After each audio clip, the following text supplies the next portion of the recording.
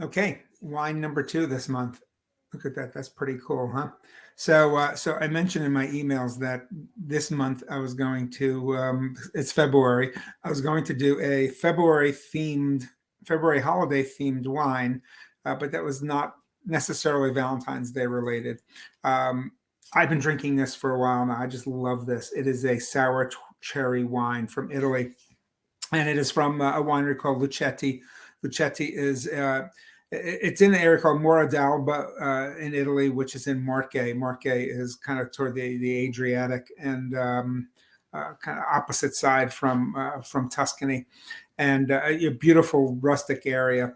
And this winery makes really some fantastic wines. And this is a real unique one because it is made from sour cherries that they grow on their property, all handpicked.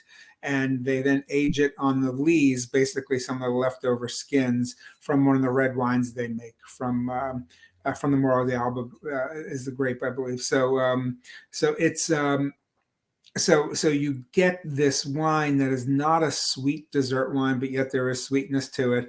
Cherries are incredibly tannic, I find. I love a really good cherry wine because the tannin structure from the skins, and you'll notice this next time it's cherry season, you eat them, you get that tannin structure from eating those cherries. This can be a dessert wine. Certainly is a dessert wine if you want to make it that. I love cherry wine with rice pudding. You think of something that's relatively plain. So rice pudding, I think, is great. Some kind of a cream, sort of a dessert, whether it's a baked good filled with cream, like a cannoli maybe, or like something that's got a custard to it. And have this accompanying it. Also, if you have a dish with cherries in it or some kind of berries, dried fruit, a savory dish. Think of a duck dish with like a cherry sauce or pork that uses some fruit too. I would definitely consider having this wine with that as well. This would work with a savory dish too, especially because that the fruit in some of those dishes is going to add a little bit of sweetness to it.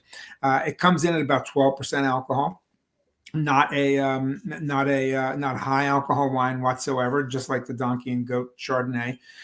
So it's not something like a fortified dessert wine coming in at 18-20% alcohol that you have to worry about that kind of sneaky alcohol content catching up on you.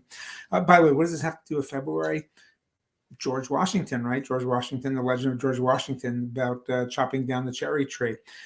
Certainly, the folks at Lucchetti have not chopped down their cherry trees. Again, this is a little look at their vineyard in the background here, and you can see there's trees around in the vineyard as well, and again, this is something that they've done probably on their own, and have so many cherry trees they've decided to go and produce it then for the really for the general market. Very limited production, and but something that again I've been enjoying since I first tasted it, and I think it's kind of a fun wine, an interesting wine, and as you know me, I always want to try to give you fun and interesting and different stuff. And this is not one to fear. And also fruit wines. People say, "Oh, fruit wines, are they any good?" Well, grapes are a fruit. So so it's there's history of vinifying other fruits as well, because it's not so much the fruit base itself, but the sugars that are in that fruit that help to then create the wine that it is made by. And we're starting to see, we've talked about this before, co-ferments with grapes and apples, grapes and other fruit as well. So again, what you find here is very interesting. It's a very traditional method of how they've made their wine.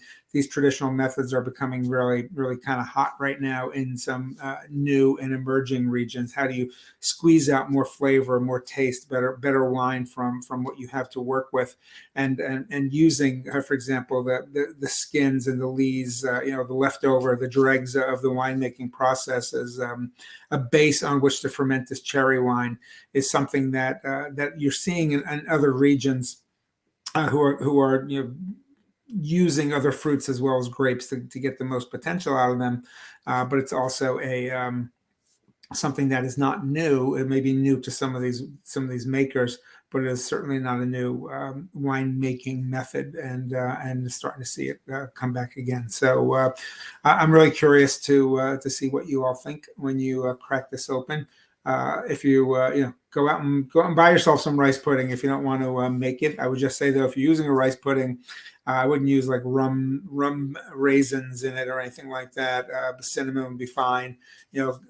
Something creamy, something rich, something really nice. I think the acidity, the sour cherry that's in there will do a nice job of cutting through it. So that's wine number 2.